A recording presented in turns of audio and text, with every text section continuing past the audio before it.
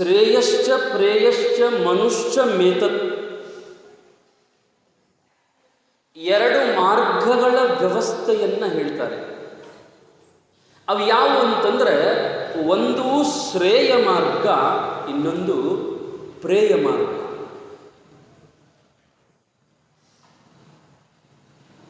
ಶ್ರೇಯ ಮಾರ್ಗ ಅಂತಂದ್ರೆ ಯಾವುದು, ಪ್ರೇಯ ಮಾರ್ಗ ಅಂತಂದ್ರೆ ಯಾವುದು? ಶ್ರೇಯ ಮಾರ್ಗ ಅಂತಂದ್ರೆ ಅದು ಭಗವಂತನನ್ನು ಮುಟ್ಟಿಸತಕ್ಕಂಥ ಮಾರ್ಗ. ಅದಕ್ಕೆ ಶ್ರೇಯ ಮಾರ್ಗ ಅಂತ ಕರೀತಾರೆ. ಇನ್ನು ಪ್ರೇಯ ಮಾರ್ಗ ಅಂತಂದ್ರೆ ಅದು ಸಂಸಾರದ ಮಾರ್ಗ. ಅದು ಸಂಸಾರದ ಮಾರ್ಗ. ಮನುಷ್ಯ ಯಾವ ಮಾರ್ಗವನ್ನು ಹಿಡಿಬೇಕು ಅಂತಂದ್ರೆ, ಪ್ರತಿಯೊಬ್ಬ ಜೀವಿ ಶ್ರೇಯ ಮಾರ್ಗವನ್ನೇ ಅನುಸರಿಸಬೇಕು. ಶ್ರೇಯ ಮಾರ್ಗ ಅಂತಂದ್ರೆ ಅದು ಧಾರ್ಮಿಕತೆಯ ಮಾರ್ಗ, ಆಧ್ಯಾತ್ಮಿಕತೆಯ ಮಾರ್ಗ, ಜ್ಞಾನದ ಮಾರ್ಗ, ಅದು ಭಗವಂತನ ಪ್ರಾಪ್ತಿ ಮಾಡಿಕೊಳ್ಳುವ ಮಾರ್ಗ. ಇನ್ನು ಪ್ರೇಯ ಮಾರ್ಗ ಅಂತಂದ್ರೆ ವಿಷಯಾದಿಗಳತ್ತ, ಗಂಡ ಹೆಂಡತಿ, ರೊಕ್ಕ ರೂಪಾಯಿ, ಮಕ್ಕಳು, ಆಸ್ತಿ, ಅಂತಸ್ತು, ಅದರಿಂದ ಎಲ್ಲಾನು ಇದು ಪ್ರೇಯ ಮಾರ್ಗ. ನಾವೆಲ್ಲ ಬಹಳ ಜನ ಯಾವ ಮಾರ್ಗದಲ್ಲಿ ಅದೀವು ಅಂತಂದ್ರೆ ಈ ಪ್ರೇಯ ಮಾರ್ಗದಲ್ಲಿನೇ ಅದೀವಿ. ಶ್ರೇಯ ಮಾರ್ಗದಲ್ಲಿ ಇದ್ದವರ ಹತ್ತಿರ ಯಾವ ಗುಣಗಳು ಇರ್ತಾವು ಅಂತಂದ್ರೆ ಸದ್ಗುಣಗಳ ಸಮೂಹ ಇರ್ತದಲ್ಲ. ಈ ಪ್ರೇಯ ಮಾರ್ಗ, ಈ ಸಂಸಾರದ ಮಾರ್ಗ ಏನಿದೆ, ಇಲ್ಲಿ ಎಲ್ಲಾನು ಇರ್ತಾವೆ. ಒಂದಿಷ್ಟು ಚಲೋನೂ ಇರ್ತಾವ, ಒಂದಿಷ್ಟು ಕೆಟ್ಟನೂ ಇರ್ತಾವ, ಒಂದಿಷ್ಟು ಅಂಥವು ಇಂಥವು ಎಲ್ಲನೂ ಇರ್ತಾವೆ. ಈ ಅರಿಷಡ್ ವರ್ಗಗಳು ಇರೋದು ಎಲ್ಲಿ ಅಂತಂದ್ರೆ ಈ ಪ್ರೇಯ ಮಾರ್ಗ, ಈ ಸಂಸಾರಿಕವಾಗಿರ್ತಕ್ಕಂಥ ಲೌಕಿಕವಾದ ಮಾರ್ಗ. ಈ ಅರಿಷಡ್ ವರ್ಗಗಳು ಇಂದ್ರಿಯಗಳಿಗೆ ಪ್ರಚೋದನೆ ಕೊಡ್ತಾವ. ಇಂದ್ರಿಯಗಳಿಗೆ ಪ್ರಚೋದನೆ ಕೊಡ್ತಾವ. ಉದಾಹರಣೆಗೆ ಮೊದಲನೇದ್ದು, ನಮ್ಮ ಅರಿಷಡ್ ವರ್ಗಗಳಲ್ಲಿ, ಇದಕ್ಕೆ ಶಬ್ದದ ಅರ್ಥನ ಹೇಳಿನಿ ಈಗಾಗಲೇ ನಿಮಗೆ. ಅರಿ ಷಡ್ ವರ್ಗ. ಅರಿ ಅಂದ್ರೆ ವೈರಿ, ಷಡ್ ಅಂದ್ರೆ 6, ವರ್ಗ ಅಂದ್ರೆ ಅವುಗಳ ಸಮೂಹ, 6 ವೈರಿಗಳ ಸಮೂಹ. ಇದರೊಳಗೆ ಮೊದಲನೇ ವೈರಿ ಯಾರು ಅಂತಂದ್ರೆ ಕಾಮ. ಈ ಕಾಮ ಬೇಕು ಅಂತರ್ತಲ್ಲ, ಬ್ಯಾಡು ಅಂತರ್ತಲ್ಲ. ಈ ಕಾಮ ಬೇಕು ಅಂತರ್ತಲ್ಲ, ಬ್ಯಾಡು ಅಂತರ್ತಲ್ಲ. ಬಹಳ ಸುಂದರವಾಗಿ ಚನ್ನಬಸವಣ್ಣನವರು ಒಂದು ವಚನದಲ್ಲಿ ಬರ್ಕೊಂಡು ಬರ್ತಾರೆ. ಈ ಕಾಮ ಟೋಟಲಿ ಒಂದು ವಚನದಲ್ಲಿ ಅರಿಷಡ್ ವರ್ಗಗಳ ವ್ಯವಸ್ಥೆಯನ್ನೇ ಹೇಳ್ತಾರೆ ಅವರು ಚನ್ನಬಸವಣ್ಣವರು. ಶಿವಭಕ್ತಿಯುಳ್ಳವಂಗೆ ಕಾಮ ಬೇಕು, ಕ್ರೋಧ ಬೇಕು, ಲೋಭ ಬೇಕು, ಮೋಹ ಬೇಕು, ಮದ ಬೇಕು, ಮತ್ಸರ ಬೇಕು. ಇದು ಹೆಂಗಂತೀರಿ? ಅಲ್ಲ, ಶಿವಭಕ್ತರಿಗೆ, ಪುರಾಣ ಪ್ರವಚನ ಕೇಳೋರಿಗೆ, ಇಂಥವ್ರಿಗೆ ಕಾಮ, ಕ್ರೋಧ, ಲೋಭ, ಮೋಹ, ಮದ, ಮತ್ಸರಾದಿಗಳು ಬೇಕು ಅಂತಾರೆ ಚನ್ನಬಸವಣ್ಣವರು. ಕೆಳಗಿನ ಸಾಲದೊಳಗೆ ಹೇಳ್ತಾರೆ ಏನಂತಂದ್ರೆ, ಶಿವಭಕ್ತಿಯುಳ್ಳವಂಗೆ ಕಾಮ ಬೇಡ, ಕ್ರೋಧ ಬೇಡ, ಲೋಭ ಬೇಡ, ಮೋಹ ಬೇಡ, ಮದ ಮತ್ಸರ ಬೇಡ. ಏನ್ ತಿಳ್ಕೊಬೇಕ್ರಿ ಹಿಂಗಂದ್ರೆ? ಬೇಕತ್ತ ಒಂದ್ಸಾರಿ ಹೇಳೋದು, ಬ್ಯಾಡತ್ತ ಒಂದ್ಸಾರಿ ಹೇಳೋದು. ಬಹುತೇಕ ನಿಮ್ಗೆ ಗೊತ್ತದ. ಯಾರ ನಿಮ್ಮ ಪರಿಚಯಿಸ್ತರು, ಸಂಬಂಧಿಕರು, ಗೆಳೆಯರು, ಸ್ನೇಹಿತರು ನಿಮ್ಮ ಮನೆಗೆ ಬಂದಿದ್ರು, ಬಂದು ಚಹಾ ಕುಡ್ಕೊಂಡು ನಾಷ್ಟ ಮಾಡಿ ಹೊಳ್ಳಿ ಹೊಂಟ್ರು ಅಂತಂದ್ರೆ ಅವ್ರಿಗೊಂದು ಮಾತು ಅಂತೀರಿ. ನೀವು ಏನಂತೀರಿ? ಹೋಗಿ ಬರ್ರಿ, ಹೋಗಿ ಬಾ. ಅಂದ್ರೆ ಅವ್ರ ಮನೆಗೆ ಹೋದ್ಮೇಲೆ ಮತ್ತೆ ಹೊಳೆ ಬರ್ಬೇಕೇನು? ಅವ್ರ ಊರಿಗೆ ಹೋದ್ಮೇಲೆ ಹೊಳೆ ಬರ್ಬೇಕೇನು? ಇದರ ಅರ್ಥ ಏನಂತಂದ್ರೆ, ಈಗಂತೂ ಬಂದದಿ ಇಲ್ಲಿ ಇರಾಕೆ ಬರಂಗಿಲ್ಲ, ಈಗ ನೀವು ಹೋಗಬೇಕು. ಹೋಗಲಿಲ್ಲ ಅಂದ್ರೆ ನಿನಗೂ ತೊಂದ್ರೆ, ಹೋಗಲಿಲ್ಲ ಅಂದ್ರೆ ನಮಗೂ ತೊಂದರೆ. 2 ದಿವಸ ನಿನಗೆ ಮಾಡಿ ಹಾಕ್ಬೇಕು. ಈಗ ಸದ್ದ ಹೋಗಬೇಕು, ಹೊಕ್ಕಿ ಹಾಗ ಅತ್ತ ಹೋಗಬೇಡ, ಕಲ್ಲು ಹೋಗದಂಗೆ. ಮತ್ತೆ ಯಾವಾಗರ ಹೊಳೆ ಬರುತ್ತವ. ಇದರ ಅರ್ಥ ಹೆಂಗೋ ಹಂಗೆ ಹೋದವ ಅತ್ತನೂ ಹೋಗಬೇಡ, ಬಂದವ ಇತ್ತನೂ ಬರಬೇಡ. ಒಂದಿಟ್ಟು ಬರುವುದು ಹೋಗುವುದು ಬರುವುದು ಹೋಗುವುದು ಹೆಂಗಿರ್ತದನೋ ಹಂಗಿಲ್ಲಿ ಶಿವಭಕ್ತನಿಗೆ ಕಾಮ ಬೇಕು ಒಂದು ವಿಷಯದಲ್ಲಿ, ಶಿವಭಕ್ತನಿಗೆ ಕಾಮ ಬೇಡ ಒಂದು ವಿಷಯದಲ್ಲಿ. ಕಾಮ ಬೇಕು, ಕ್ರೋಧ ಬೇಕು, ಲೋಭ ಬೇಕು, ಮೋಹ ಬೇಕು, ಮದ ಬೇಕು, ಮತ್ಸರ ಬೇಕು ಅಂತ ಒಂದು ಕಡೆ ಹೇಳಿದ್ರೆ ಎಲ್ಲನೂ ಬೇಡ ಬೇಡ ಅಂತ ಹೇಳಿದರು. ಮತ್ತು ಕೆಳಗಿನ ಸಾಲದಾಗ ಹೇಳ್ತಾರೆ ಏನು? ಬೇಕೆಂಬುವುದಕ್ಕಾವ ಗುಣ, ಬೇಡೆಂಬುವುದಕ್ಕಾವ ಗುಣ. ಬೇಕು ಅಂತ ಹೇಳಿದ್ರಿ ಎಲ್ಲಿ ಬೇಕು, ಬೇಡ ಅಂತ ಹೇಳಿದ್ರಿ ಎಲ್ಲಿ ಬೇಡ. ಪಾಚಂದ್ ಹೇಳ್ತಾರ ಏನಂತಂದ್ರೆ, ಕಾಮ ಬೇಕು ಲಿಂಗದಲ್ಲಿ. ಮೊದಲಿನ 2 ಸಾಲದೊಳಗೆ ಕಾಮ ಬೇಕು ಅಂತ ಹೇಳಿದ್ರು, ಒಂದು ಸಾಲಿನಾಗ, ಕೆಳಗಿನ ಸಾಲಿನಾಗ ಕಾಮ ಬೇಡ ಅಂತ ಹೇಳಿದ್ರು. ಕಾಮ ಬೇಕು ಅಂದ್ರಿ ಎದಕ್ಕೆ ಬೇಕು ಕಾಮ? ಕಾಮ ಎಲ್ಲಿರಬೇಕು? ಕಾಮನೆ ಭಯಕ್ಕೆ ಎಲ್ಲಿರಬೇಕು ಅಂತ ಕೇಳಿದಾಗ ಅವ್ರು ಹೇಳ್ತಾರೆ, ಚನ್ನಬಸವಣ್ಣವರು, ಕಾಮ ಬೇಕು ಲಿಂಗದಲ್ಲಿ. ಕಾಮ ಬೇಕು ಲಿಂಗದಲ್ಲಿ. ಲಿಂಗ ಇದ್ರಲ್ಲ. ಕಾಮ ಅಂತಂದ್ರೇನು? ಭಯಕ್ಕೆ, ಇಚ್ಛಾ, ಪ್ರೀತಿ, ವಿಶ್ವಾಸ ಇದು ಬೇಕ. ಎದರ ಮ್ಯಾಗ? ಲಿಂಗದ ಮ್ಯಾಗ. ಲಿಂಗ ಇದ್ರನ. ಇದ್ದವ್ರ ಸುದ್ದಿನ ಹೇಳ್ತಾರ ಅವರು, ಇದ್ದವ್ರಂತೂ ಹೇಳಂಗನೇ ಇಲ್ಲ. ಕಾಮ ಬೇಕು ಲಿಂಗದಲ್ಲಿ. ಇನ್ನು ಕಾಮ ಬೇಡ ಅಂತ ಒಂದು ಮಾತು ನಾವು ಹೇಳಿದ್ರು. ಕಾಮ ಎಲ್ಲಿ ಬೇಡ ಅಂತ ಹೇಳಿದಾಗ, ಕಾಮ ಬೇಡ ಪರಸ್ತ್ರೀಯರಲ್ಲಿ. ಬಯಕೆ, ಇಚ್ಛಾ ಅಲ್ಲಿ ಬೇಡ, ಇಲ್ಲಿ ಬೇಕು. ಇವತ್ತಿದು ಒಂದು ನೋಡು ನಾವು. ಬಹುತೇಕ ನಿಮಗೆ ಗೊತ್ತಿರಬೇಕು, ಈ ಕಾಮನ ಬಗ್ಗೆ ಪೌರಾಣಿಕದೊಳಗೆ ಒಂದು ಮಾತು ಬರ್ತದೆ. ಪುರಾಣದಲ್ಲಿ ಕಾಮನ ವ್ಯವಸ್ಥೆ ಹೇಳಿದ್ದಾರೆ, ನಿಮ್ಗೆ ಗೊತ್ತಿರಬೇಕು. ಪರಮೇಶ್ವರನ ಹೆಂಡತಿ ಯಾರ್ರಿ?